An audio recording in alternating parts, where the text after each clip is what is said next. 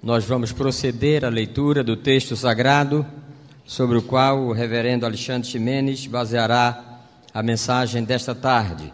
Encontra-se no livro dos Salmos, o de número 122.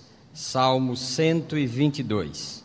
Alegrei-me quando me disseram: vamos à casa do Senhor.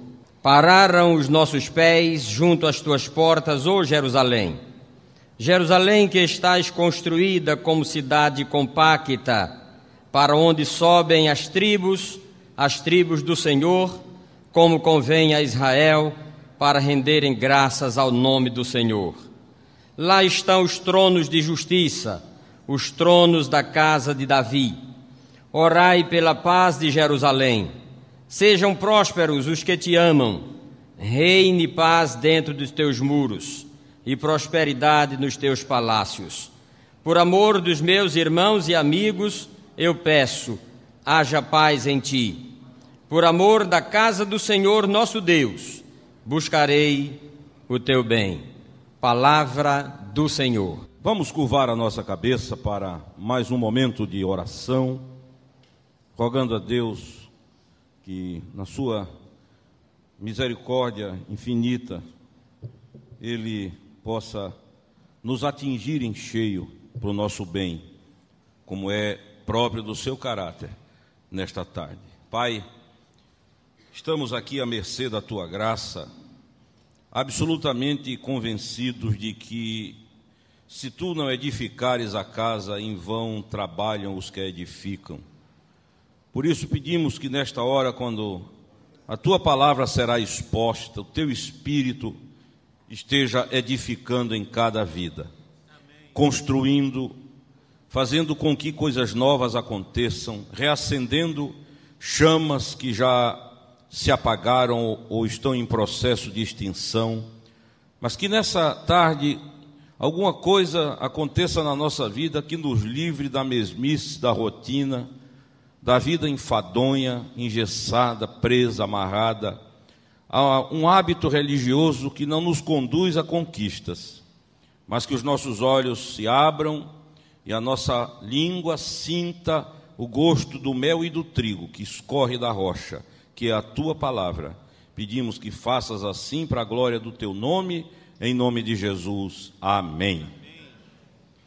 Meus irmãos, eu quero falar nessa tarde, compartilhar alguma coisa com vocês sobre o tema A Cidade é de Deus. Alguns meses atrás, nós vivemos nesse país uma expectativa interessante, tendo em vista a possibilidade de, pela primeira vez na história, um filme brasileiro ser agraciado com um Oscar. E concorria aquele filme a 4 possíveis Oscars. E o título do filme era A Cidade de Deus. Ironicamente, o nome dado a uma comunidade extremamente carente, desprovida de recursos mínimos e básicos para a sobrevivência humana, e que se tornou conhecida pela criminalidade, pela violência, pela marginalidade, se tornou conhecida pela agressividade entre os seus próprios habitantes e por tudo quanto de nocivo ultrapassava as fronteiras da comunidade e ainda hoje ultrapassa para atingir toda uma cidade. E o título do filme era A Cidade de Deus. Por isso que, lendo a Bíblia esses dias, me preparando para um determinado momento que eu teria que viver em uma instituição de ensino, comecei a ver alguma coisa sobre a questão urbana na palavra de Deus. E acho que tudo isso é muito pertinente, porque todos nós que aqui nos encontramos, vivemos, caminhamos, nos alimentamos, sonhamos, idealizamos, amamos, vivemos nossas tristezas e ambiguidades dentro da urbanidade, dentro da cidade. É a urbe o nosso primeiro e imediato mundo. Então, comecei a ler alguma coisa e descobri que, de fato, após a Revolução Industrial, o mundo migrou da zona rural para a zona urbana. Antes da Revolução Industrial, durante milênios, o homem se instalou no campo, havia grandes cidades. Mas esse fenômeno da migração para os centros urbanos, ele se tornou agudo. E hoje nós temos, por exemplo, um país como o Canadá, onde 94% da população vive em cidades. Na Europa, 82% das pessoas vivem na cidade. Na Rússia, 80% da população é urbana. E na nossa América Latina, 73% da população vive em zonas urbanas. E o resultado desse crescimento, muito mais agudo no terceiro do que no primeiro mundo, é algo triste, de constatações desastrosas e que acabam afetando a vida de qualquer ser humano que ali vive. Enquanto nós estamos aqui, hoje, cantando, louvando a Deus, na cidade de Nova York, um dos símbolos do primeiro mundo, 50 mil desabrigados perambulam pelas ruas. É verdade que às vezes muito bem maquiados, muito bem escondidos, muito bem tratados, mas lá estão eles. Na cidade de Guayaquil, uma grande metrópole equatoriana, 60% da população, 60%, vive em barracões, em habitações enlameadas de lixo e água poluída, para não dizer podre. A cidade de Bombaim, na Índia, tem 1 milhão de pessoas que habitam em uma favela construída simplesmente sobre um grande lixão. Cairo, capital do Egito, uma das maiores cidades do mundo, ao lado de toda a miséria que a cerca, tem um bairro conhecido como Cidade dos Mortos, que é simplesmente o cemitério, um dos maiores cemitérios da cidade, que além de ter os seus mortos, é habitado por vivos, que ali dormem, ali têm sua mobília, ali vivem, ali educam seus filhos, ali crescem, ali vivem a vida de cada dia. A cidade de Lagos, uma das maiores cidades da África, na Nigéria, lá 75% das famílias vivem em choças de um só cômodo. Na cidade de Calcutá, na Índia, onde exerceu um ministério extraordinário, a Madre Teresa, conhecida como Madre Teresa de Calcutá, 500 mil pessoas, cerca de 500 mil de seres humanos, viverão toda a sua vida, do berço à sepultura, do nascimento até a morte, sem que jamais tenham a chance, a oportunidade de ter um teto sobre as suas cabeças. Nascem, crescem, vivem e morrem nas ruas, nas calçadas sujas de Calcutá.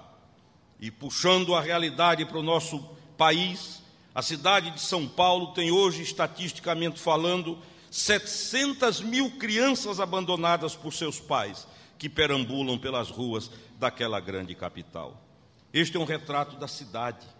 Esta é a cidade com todas as suas implicações, a cidade onde nós vivemos com todos os seus dramas, com seu asfalto, com sua impessoalidade, com sua tristeza, com as agonias que estão recheando a essa hora centenas e centenas de casas, de apartamentos, e não se iludam que enquanto nós estamos aqui louvando, estamos aqui nos abraçando, cultuando, há verdadeiros dramas se desenrolando em muitos dos apartamentos dos melhores bairros da cidade do Recife. Pessoas imaginando a melhor forma de tirar a própria vida, gente desesperada, vendo a possibilidade, buscando um pouco de coragem para pular de um edifício. Outros, a esta hora, estão em muitos dos apartamentos das caixas de concreto que a urbanidade nos trouxe, enchendo-se de drogas, fugindo para a prostituição, e essa cidade não para, e durante 24 horas coisas acontecem, a marginalidade, a violência que faz da cidade do Recife, hoje, a cidade número 1 do Brasil em homicídios à mão armada, e a segunda em homicídios de uma forma geral em todo o território nacional, e tragicamente a primeira em sequestro de crianças. Essa é a cidade que nós construímos, o sonho de Babel que persistiu, a vaidade humana que gerou algo que foi absolutamente o oposto do sonho de Deus, porque Deus nos criou para vivermos em jardim e não em concreto. O concreto é consequência direta do pecado. O concreto com a sua frieza, o concreto que nos oprime, que nos cerca, que nos afasta do ambiente que Deus criou e que nos arranca do jardim por Ele projetado para que a vida fosse vivida, contrariando até mesmo a poesia de um Gonçalves Dias, que exaltou a vida como sendo uma guerra e uma luta, dizendo que viver é lutar. Para Deus, a vida seria, se não fosse a tragédia do pecado, o doce compartilhar do ser criado com o Criador num ambiente telúrico de um jardim. Mas esta cidade, com todas as suas tragédias, é a cidade que Deus ama. É a cidade pela qual Jesus se deixou pendurar no madeiro da cruz.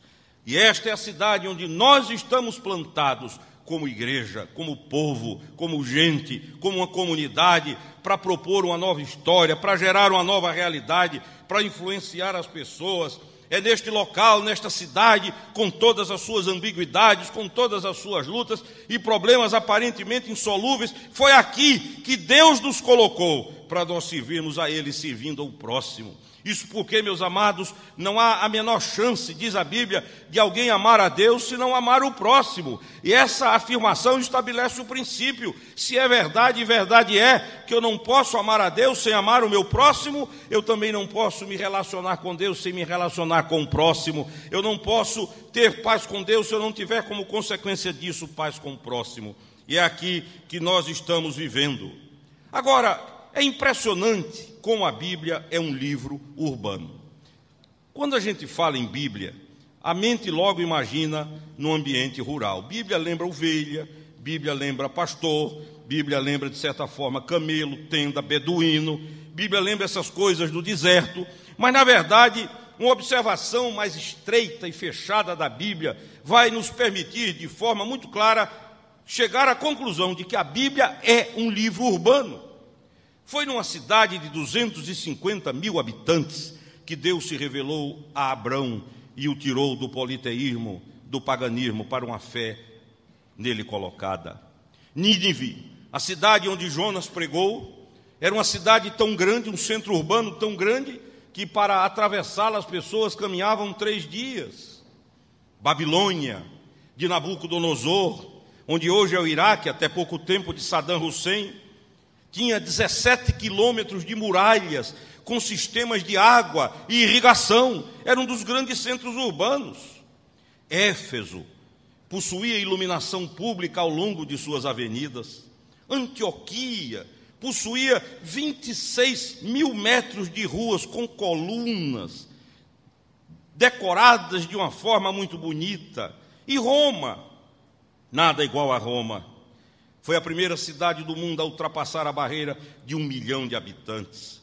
O tráfego, diz os historiadores, era tão intenso que os veículos eram proibidos de circular no centro da cidade. Congestionamento não é privilégio da urbe moderna, não. Os romanos já sabiam que era isso. Havia prédios, foi a primeira cidade a construir prédios. Dizem que havia cerca de 46 mil edifícios, muitos com 8 e até 10 andares na cidade de Roma. Isso para não falar nas obras públicas, 1.790 palácios, 926 casas de banho, 8 refeitórios comunitários, desse que hoje em dia se cria como programa político partidário, 30 parques e jardins, 700 piscinas públicas, 500 fontes alimentadas por 130 reservatórios, 254 padarias. Será que os portugueses já andavam lá? 290 armazéns, 37 portões, 36 arcos de mármore, 2 circos, 2 anfiteatros, 3 teatros, 28 bibliotecas, 4 escolas de gladiadores, 5 exibições náuticas para lutas marítimas, 6 obeliscos, 8 pontes, 19 canais de água, 3.785 estátuas de bronze e 10.000 estátuas esculpidas no mármore. Essa era Roma. A Bíblia é um livro urbano. E o primeiro, talvez, evangelista, o primeiro homem que encarou a urbe, que encarou a cidade apaixonadamente, foi o apóstolo Paulo. A maior parte de suas cartas, de 9, 8 foram escritas às cidades. É por isso, amados irmãos, que nós temos que entender logo qual é a nossa tarefa como igreja no meio de uma grande cidade. O Salmo 122, que foi lido há pouco, nos dá um direcionamento e nos diz o que devemos fazer. Isso sem esquecer o que o profeta Jeremias ensina no capítulo 29, verso 7 da sua profecia, quando ele diz: orai pela cidade ao Senhor, porque na sua paz, isso é, na paz da cidade, vós tereis paz. Se a cidade não tem paz, nós também não temos paz. E o Salmo 122 aponta em 3 direções pelas quais devemos orar. E quando eu leio o Salmo 122, eu fico absolutamente impressionado com a atualidade. Como dizia o Dr. Billy Graham, a Bíblia é mais atual do que o jornal de amanhã. Isso porque muito do que os jornais de amanhã vão dizer, a palavra de Deus já afirma há séculos e até há milênios. A atualidade da Bíblia é chocante, é impactante. E lendo o Salmo 122, a gente percebe que há uma orientação para que se ore pela cidade, pela vida urbana e por problemas que são exatamente os problemas que enfrentamos hoje. E isso nos mostra que o problema, muito mais do que estrutural, muito mais do que institucional, é ontológico, é do ser, é da vida, é do homem, é a natureza humana que precisa ser atingida. Não adianta mudarmos apenas as estruturas se a natureza humana for a mesma. Não adianta criarmos instituições novas e revolucionárias se a natureza humana for a mesma. Este foi o sonho de Marx. Este foi o sonho de Ernesto Che Guevara, este foi o sonho de muitos que morreram em defesa de um ideal, na ilusão de criarem um novo homem. Entretanto, se a natureza não for atingida, chocada, impactada, se o nervo da alma humana não for absolutamente tocado pela palavra de Deus para que haja uma nova vida, os problemas da cidade continuarão os mesmos. É por isso que a primeira coisa que o Salmo 22 nos orienta é que nós devemos orar pela economia da cidade. O Salmo 122 nos ensina o seguinte: sejam prósperas as tuas casas, reine prosperidade dentre os seus muros. Uma economia pode ser abençoada. Quando Paulo pregou na cidade de Éfeso, a Bíblia diz que o Evangelho penetrou de forma tão profunda, enraizou-se de tal forma na vida da cidade, que a economia da cidade foi afetada. E os ourives, que eram os grandes produtores de renda daquela cidade, eles procuraram as autoridades e disseram: manda esse homem parar de pregar, que senão nós vamos falir, o sistema vai quebrar, a cidade está sendo afetada, a economia está sendo mexida.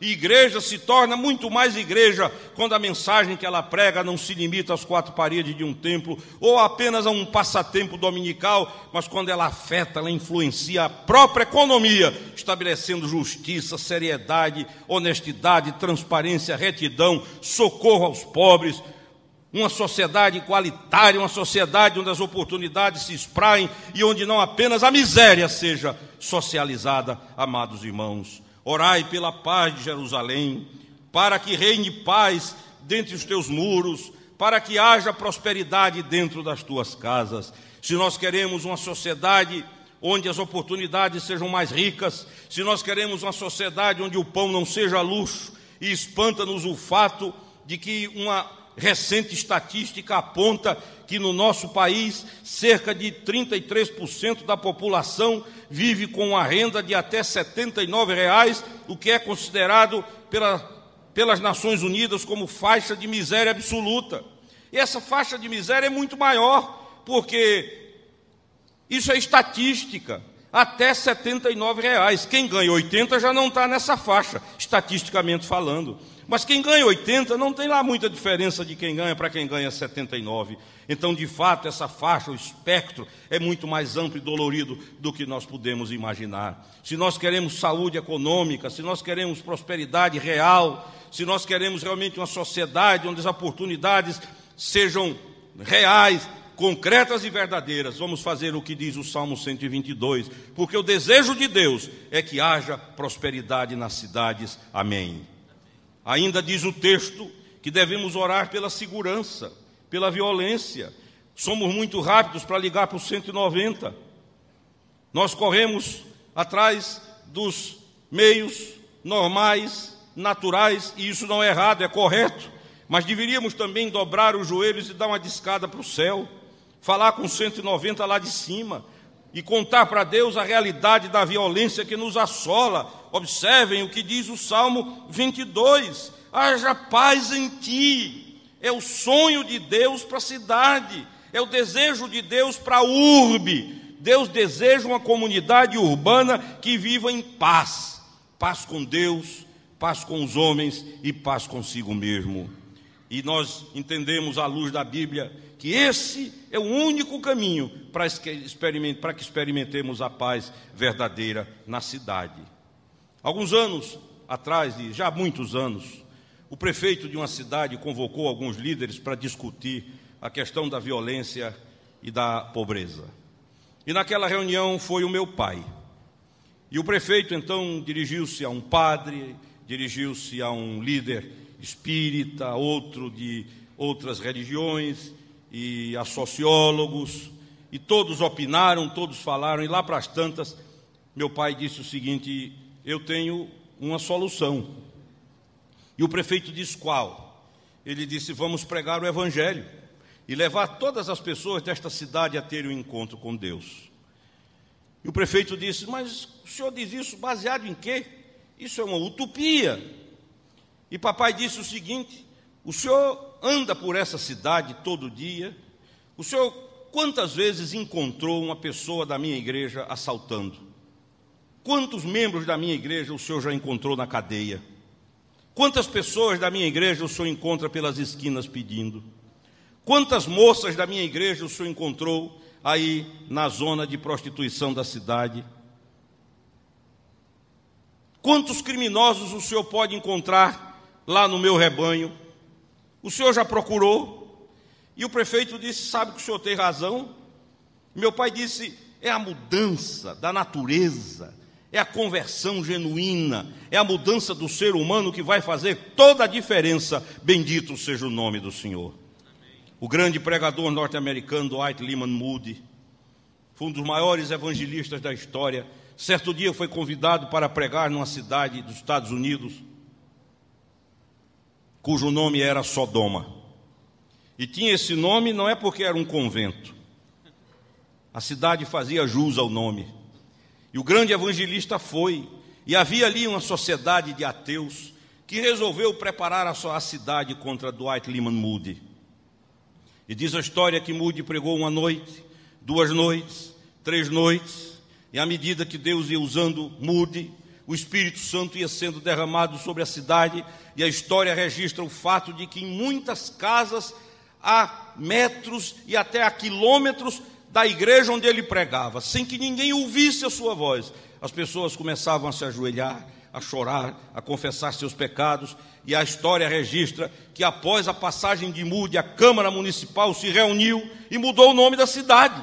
E a cidade que se chamava Sodoma, agora adotou um novo nome, Betesda, que significa Casa da Misericórdia. O Evangelho muda vidas, e mudando vida ele muda sociedades, e mudando sociedades ele muda nações. Nós estamos nessa cidade com a missão de transformá-la num lugar habitável, de transformá-la num lugar de segurança, de prosperidade e de paz. Nós temos que ser nesta sociedade o fator que estabelece a diferença, um povo de valores invertidos no que diz respeito à cultura.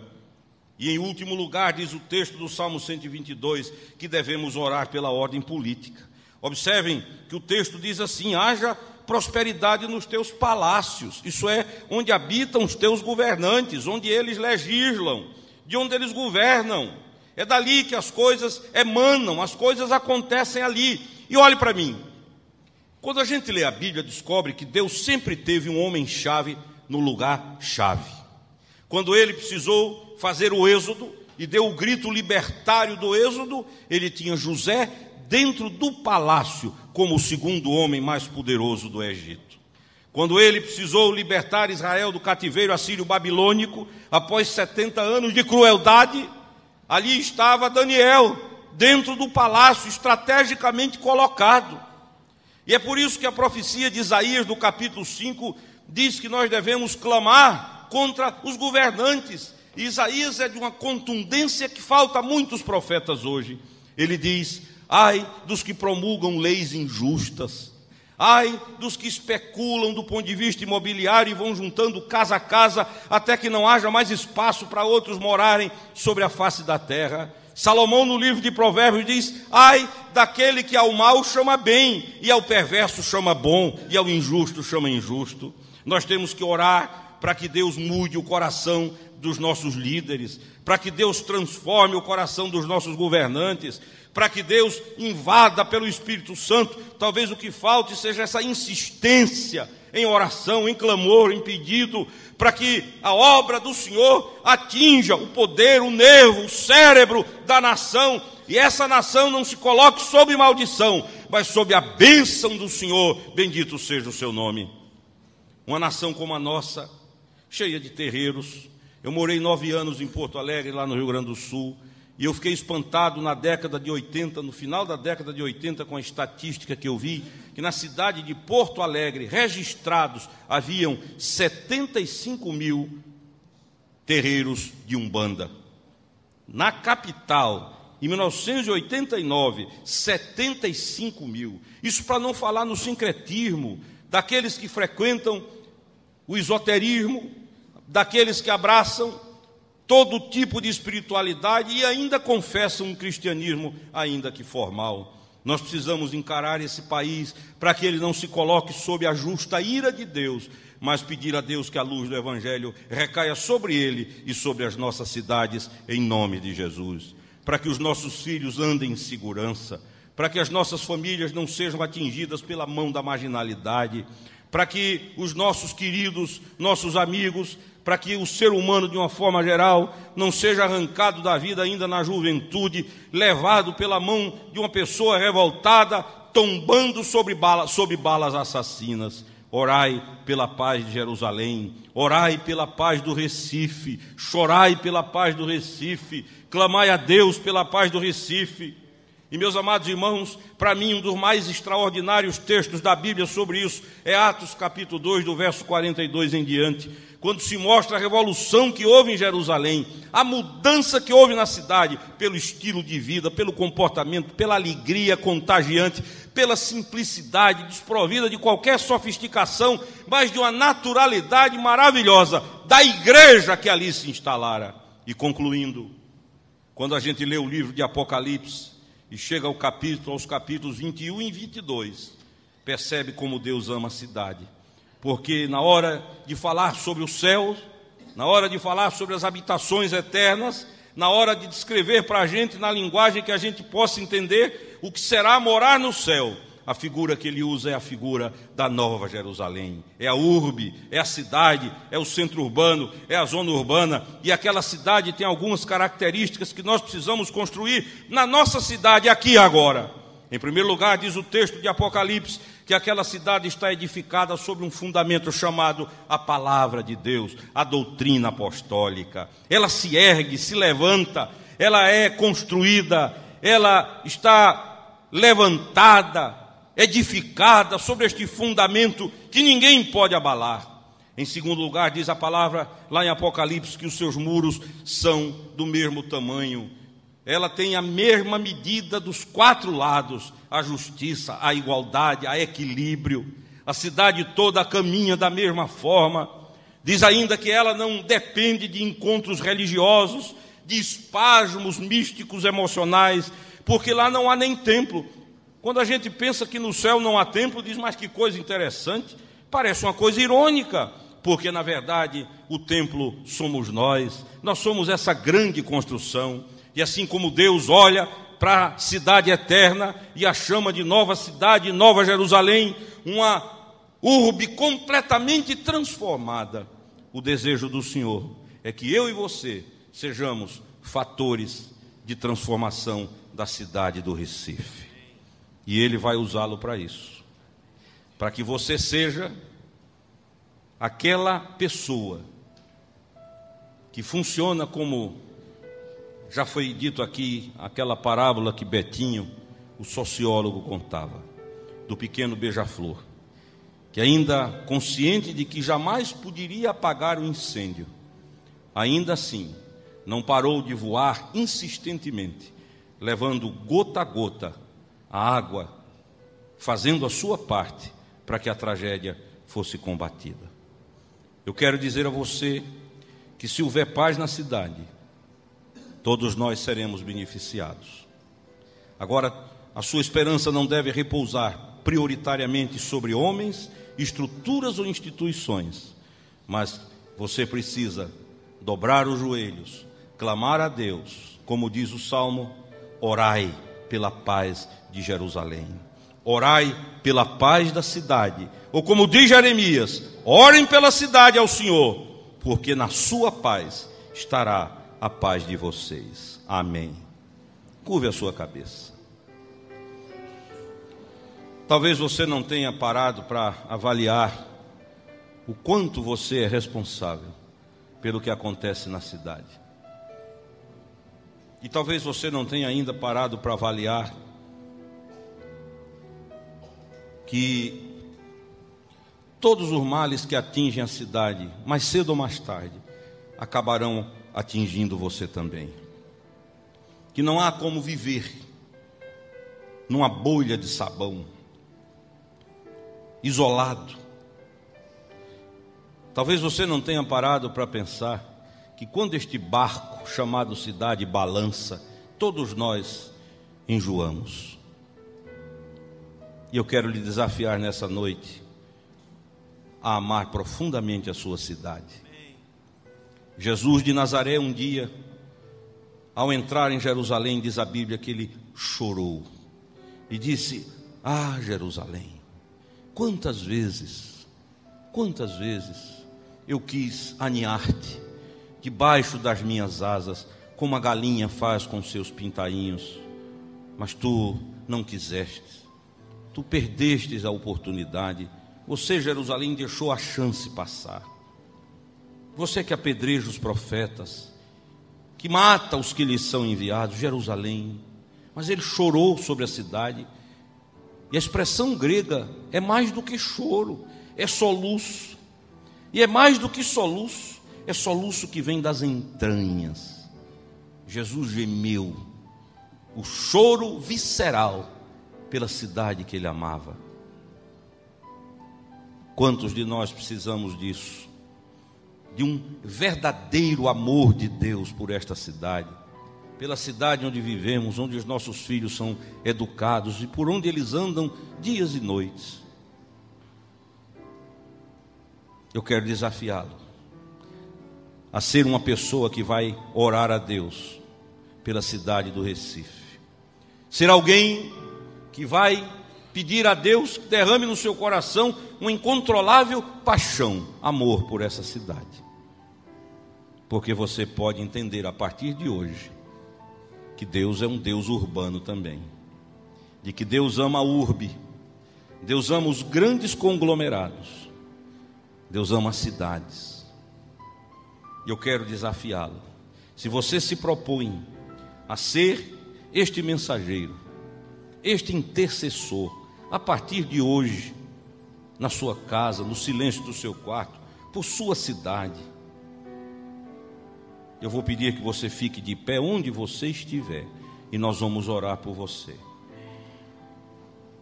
Orai pela paz de Jerusalém, ou parafraseando, orai pela paz do Recife.